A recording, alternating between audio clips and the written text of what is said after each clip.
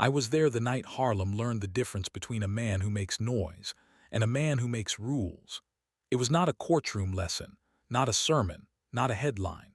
It was a small, private thing, the kind you only catch if you are the sort of person who clears tables after other people finish their wars.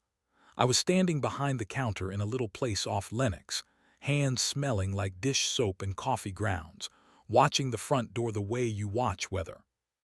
Outside, the sidewalk had that hard winter shine, the kind that turns streetlights into pale halos and makes footsteps sound like they belong to somebody who means trouble.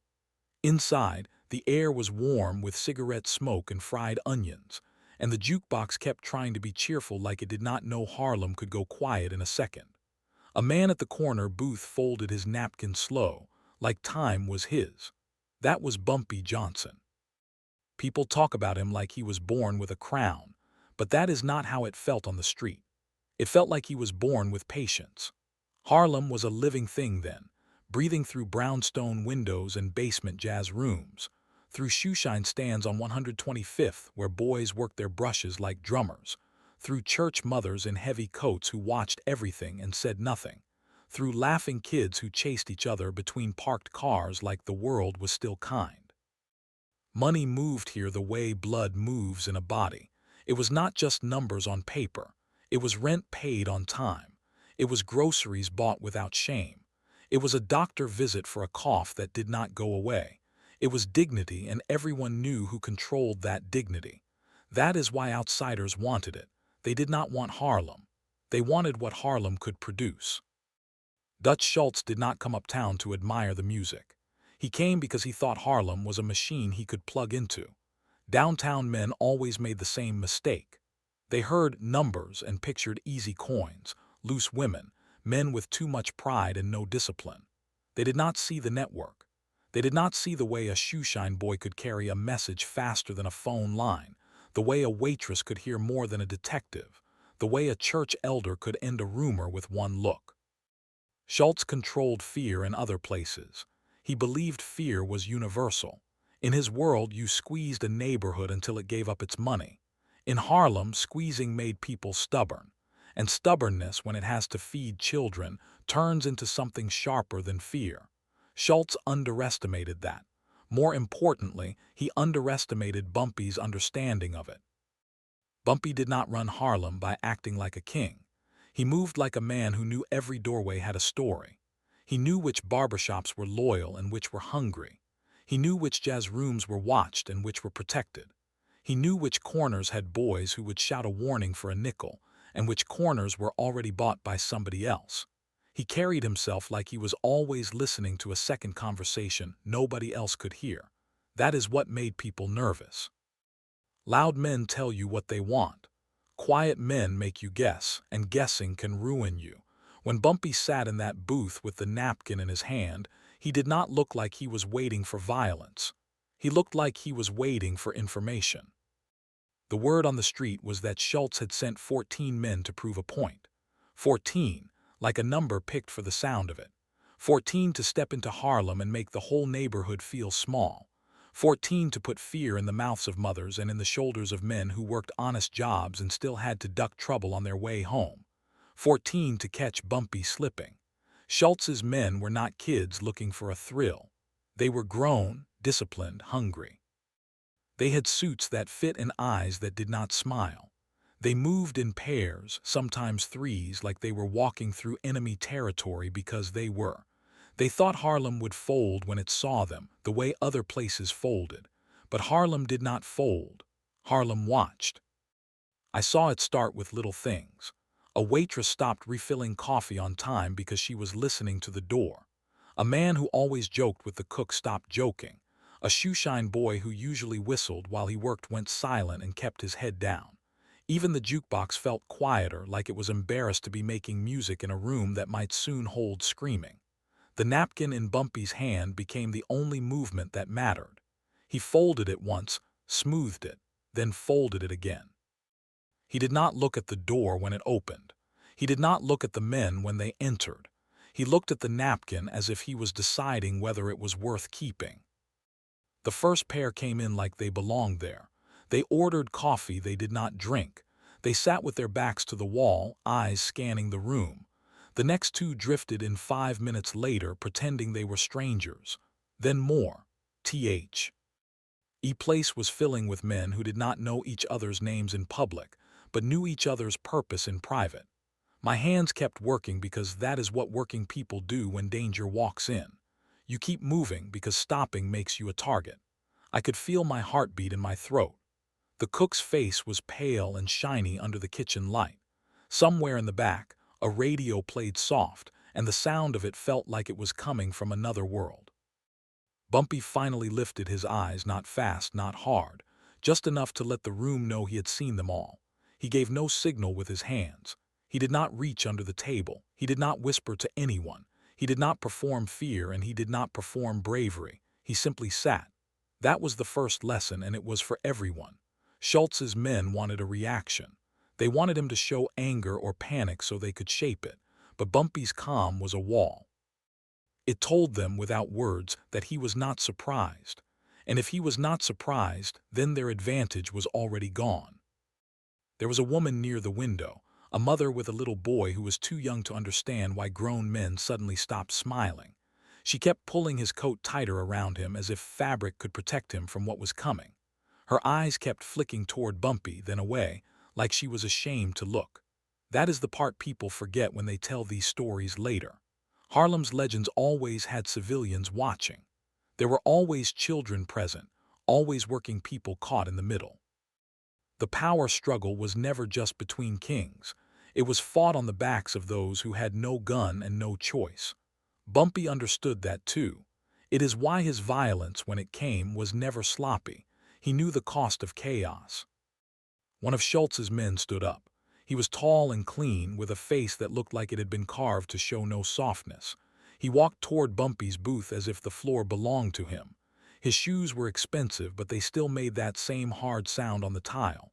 Tap, tap, tap. Every step felt like a decision. He stopped beside Bumpy and did not sit. He did not introduce himself. He simply looked down at him like Harlem was a mistake that had lasted too long.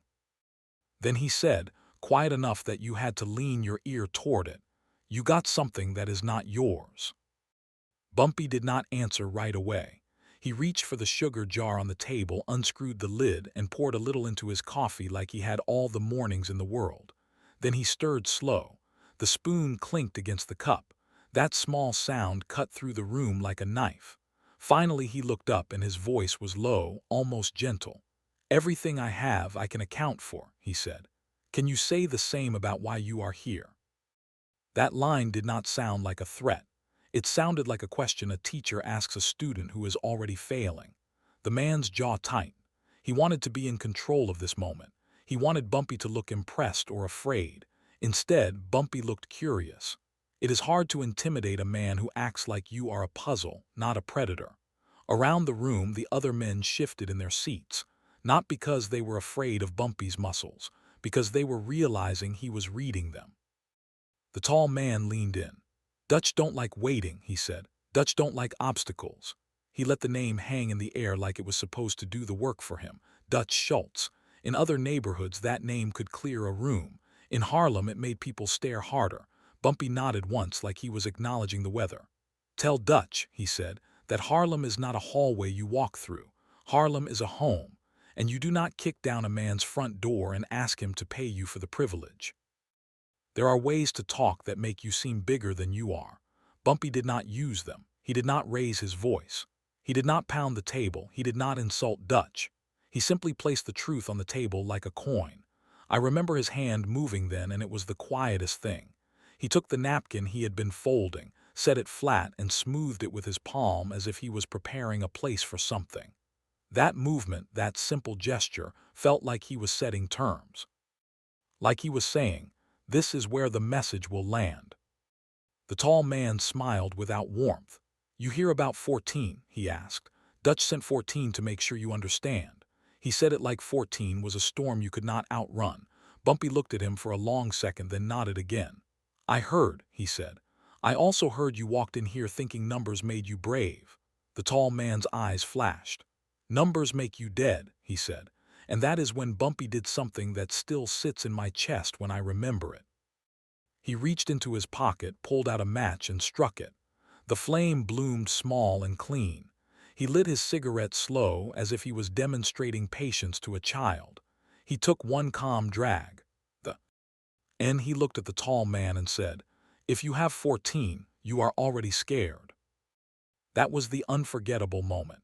Not a gun, not a punch. A sentence delivered with smoke curling around it. It changed the room because it exposed the truth Schultz's men were hiding even from themselves. If they truly believed one man was nothing, they would not need 14 to come collect him. 14 meant uncertainty. 14 meant they expected resistance.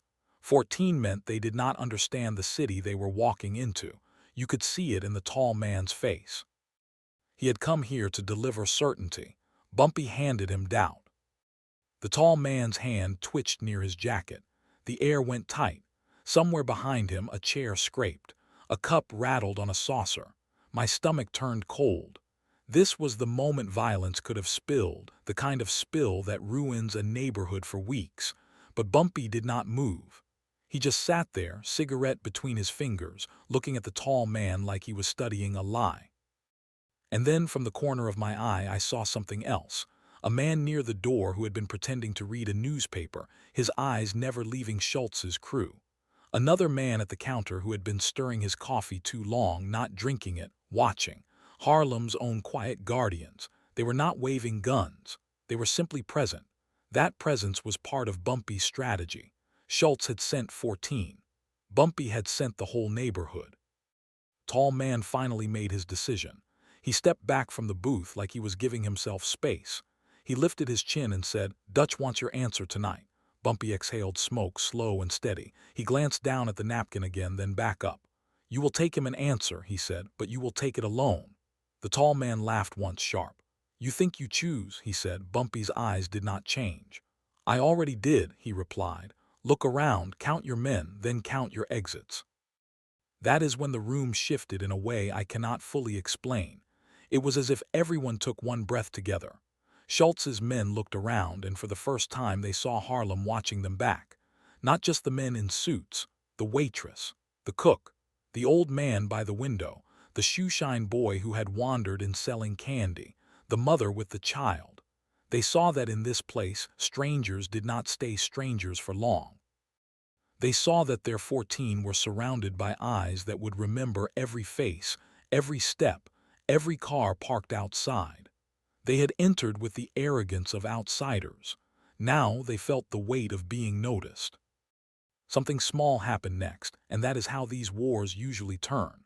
One of Schultz's men, nervous, tried to leave first, stepping toward the door like a man escaping a fire. The man with the newspaper near the entrance shifted his stance just slightly, blocking the path without touching him. Not a threat, a suggestion. Another of Schultz's men moved to the side, looking for another exit, and found a busboy standing there with a tray, not moving, eyes steady. It was not that Harlem's people were fighters. It was that they were united by a quiet refusal to be used as scenery in someone else's takeover. Schultz's men felt that refusal like a wall. Bumpy lifted his coffee and took a sip. The sound of him swallowing felt loud. Then he placed the cup down on the napkin, right in the center like a marker on a map. "Here is what you will tell Dutch," he said, speaking to the tall man but letting the whole room hear. "Tell him Harlem is not for sale by fear. Tell him if he wants a piece of it, he can come himself and sit down like a man. No guns in his pocket, no boys in the street, just his name and his nerve." He paused, and his gaze went hard for the first time that night, not with rage but with certainty. "And tell him," Bumpy added, "that if he sends 14 again, I will only need one to send back." That was the message, clean, controlled, and cut to the bone. It did not celebrate violence, it promised consequence. There is a difference, and Bumpy knew it. The tall man stared, trying to decide whether this was bluff or prophecy. Then, as if the room had reached its limit, something cracked. A gunshot rang out from outside, not inside, a single sharp sound that made everyone flinch and duck instinctively. It was not aimed at anyone in the diner. It was aimed at the air, a signal. The kind of signal men use when they want to create panic. Schultz's men had planned for chaos. Bumpy had planned for control. No one ran. That was the strangest part.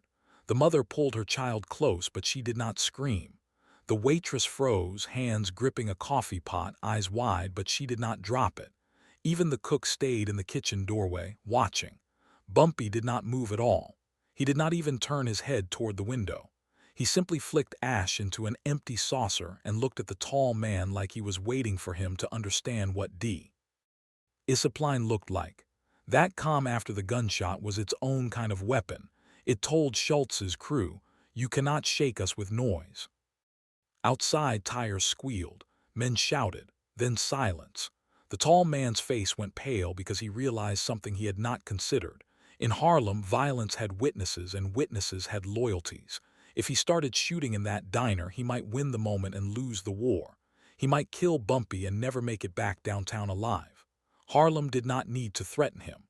Harlem simply needed to remember him. And memory, uptown, could hunt. Bumpy leaned forward slightly, cigarette still burning down between his fingers. "You came here to deliver fear," he said softly, like he was offering advice. "But you are the one carrying it now. Do not spill it on my floor." His tone was almost polite. Then he did another small, iconic thing. He reached across the table and straightened the tall man's tie with 2 fingers, just a quick adjustment, like a father fixing a son before church. The tall man stiffened, humiliated by the intimacy of it, by being handled without permission. Bumpy withdrew his hand and sat back as calm as ever. That gesture said everything. "You are not my equal in this room, but I do not need to harm you to prove it." One by one, Schultz's men began to leave slowly without their original swagger. They did not run because running would admit weakness. They did not speak because speaking might invite a response. They filed out like men leaving a funeral. And as they went, the people in the diner watched their faces, their shoes, their hands. The napkin on Bumpy's table stayed put, coffee cup centered on it, like a quiet flag planted in territory. When the last man reached the door, Bumpy spoke again, and his voice was steady as a clock. "Not all of you," he said. "Only one." The tall man turned, eyes sharp. Bumpy nodded toward the others. "Send them home," he said. "You will walk out with the message, alone." There was an argument in the tall man's eyes, the instinct to refuse. But he looked around again and saw what Bumpy wanted him to see. The exits, the witnesses, the weight of Harlem's attention. He motioned to his men, quick, controlled, and they left. Just like that, 14 became one. It did not happen through a brawl. It happened through a room's quiet agreement on who belonged. The tall man lingered at the doorway, now the only representative of Schultz's power inside Harlem. He looked back at Bumpy. "You think Dutch will respect this?" he asked. Bumpy took his final drag and stubbed the cigarette out with care. "Dutch will respect what he cannot take," he said. "That is what respect is downtown." After the door closed behind the tall man, the diner stayed silent for a long moment. No applause, no cheering. People in Harlem did not celebrate close calls. They absorbed them. The mother by the window finally let out a breath she had been holding and kissed her child's forehead. The waitress's hand started shaking after it was over, because the body does not wait for permission to feel fear. I remember her wiping her palms on her apron, eyes wet, trying to pretend she was fine. Bumpy stood then, not in a rush, and left a few bills on the table, more than the coffee cost. He folded the napkin one last time and placed it under the cup like he was sealing something. Then he looked at the waitress and nodded, a small acknowledgement. Not a charm, not a performance, a recognition of the human cost. He walked out into the cold without looking back. In the days after, Harlem moved like it always did because it had to. Shoeshine boys went back to their stands.